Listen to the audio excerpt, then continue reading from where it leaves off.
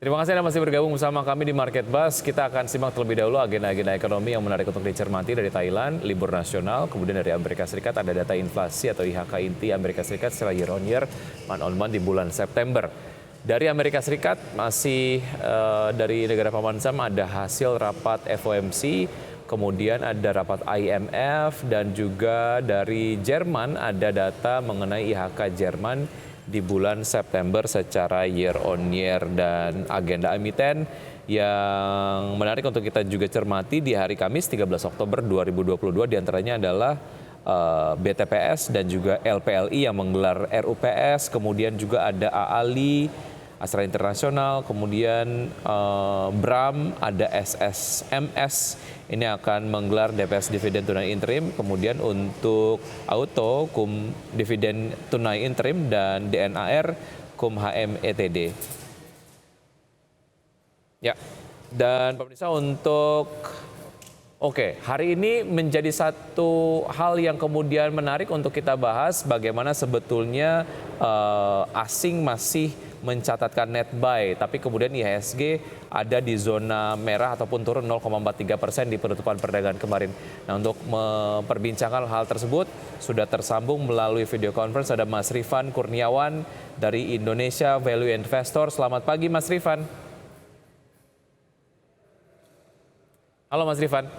Ya, halo Mas Wiki. Baik, terima kasih Mas Rifan sudah bergabung bersama kami, sehat selalu ya. Siap Mas.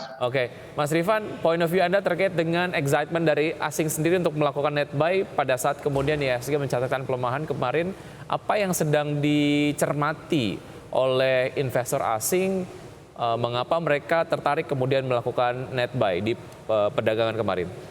Ya, jadi memang kalau kita bicara indeks harga saham gabungan atau IHSG, ya saat ini di tahun 2022 secara overall ya masih jauh lebih menarik dibandingkan dengan US stock sendiri ya sebenarnya, karena kita sama-sama tahu tahun 2021 lalu kalau kita bicara US stock, S&P, Nasdaq itu benar-benar naiknya tuh kencang sekali, signifikan, dan sehingga valuasinya terbilang overvalue. Dan memang di tahun 2022 ini kalau kita bicara soal US stock ya itu memang jadi karena terlalu mahal dan sampai dengan sekarang udah turun 30% kurang lebih ya kan. Sementara IHSG di sisi lain masih mencatatkan kinerja yang positif sekitar 5%. Jadi kacamata kita melihat bahwa investor asing juga masih tertarik masuk ke indeks harga saham gabungan ya, karena memang pertama valuasinya yang masih terbilang fair value ya, dan masih menjanjikan atau melihat prospek yang positif ke depannya, Mas Vicky. Baik, secara sektor sebetulnya mana ya sektor-sektor yang kemudian dinilai menarik oleh investor asing sehingga kemudian mereka lakukan net buy di sektor-sektor tersebut, dan apa rekomendasi Anda terkait dengan sektor-sektor tersebut yang dinilai menarik oleh investor asing? Ya, diantaranya memang kalau kita bicara salah satu sektor yang menarik masih seputar energi ya, dan juga perbankan ya kan, terutama kalau kita bicara big cap ya, perbankan masih mendominasi. Jadi memang banyak investor asing yang masih tertarik untuk masuk ke saham-saham di sektor ini, Mas Wiki. Baik, terkait dengan proyeksi dari IHSG sendiri, sejumlah sekuritas masih optimis IHSG akhir tahun akan all time high di 7.400 hingga 7.500-an.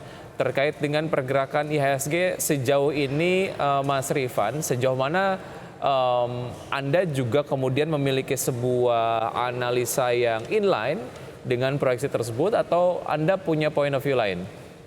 Ya, jadi kalau saya suka menggunakan rasio market cap to GDP ratio, Mas Wiki. Jadi kalau kita bicara soal market cap Indonesia dibandingkan dengan market cap IHSG dibandingkan dengan GDP Indonesia, saat ini kita ada di kisaran sekitar 41%, yang artinya masih fair value. Ya, jadi di kondisi sekarang ini indeks harga saham gabungan di 6.900, ya terbilang murah banget juga enggak, tapi belum bisa dikatakan mahal gitu. Dan saya sendiri masih optimis ya, sampai dengan akhir tahun setidaknya indeks harga saham gabungan kita masih akan tembus ke atas level masih di 7.000-an lah, Mas Wiki. Jadi koreksi sekarang ini kalau menurut saya hanya bersifat sementara dan masih akan akan rebound lah ke depannya. Oke, artinya akan tembus ke level 7.000-an tapi belum bisa tembus ke 7.400-an sampai 7.500-an.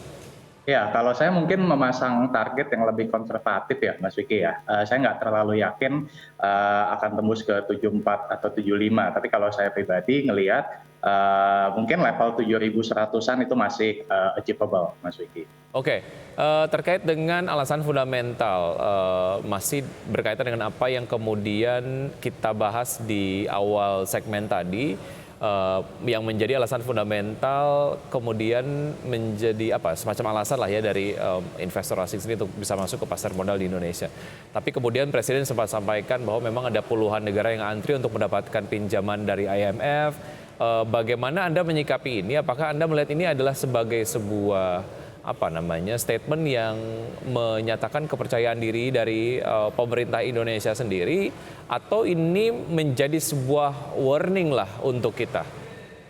Ya, jadi memang saya melihat bahwa Indonesia ya ini masih kuat secara makro, Mas Vicky.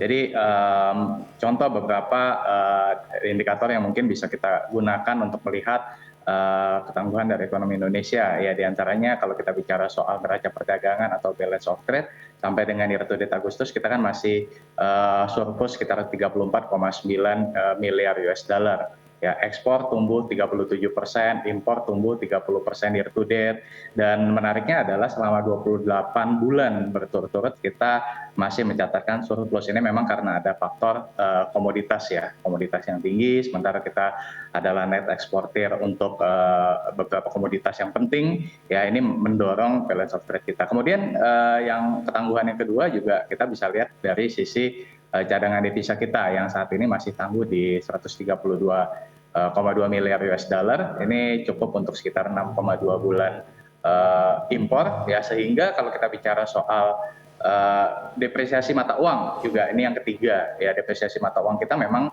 terkoreksi kurang lebih sekitar 6% year to date. Ya, mungkin kita hanya lebih buruk dibandingkan dengan Vietnam atau Singapura, ya, tapi kita masih jauh lebih baik dibandingkan dengan negara-negara tetangga kita lainnya, Mas Vicky. Ya, contoh misalkan kayak Malaysia, koreksinya atau depresiasi sekitar 7,2%, Thailand baht itu sekitar 7,9%, Filipina negatif 9,1% dan lain sebagainya. Ya, jadi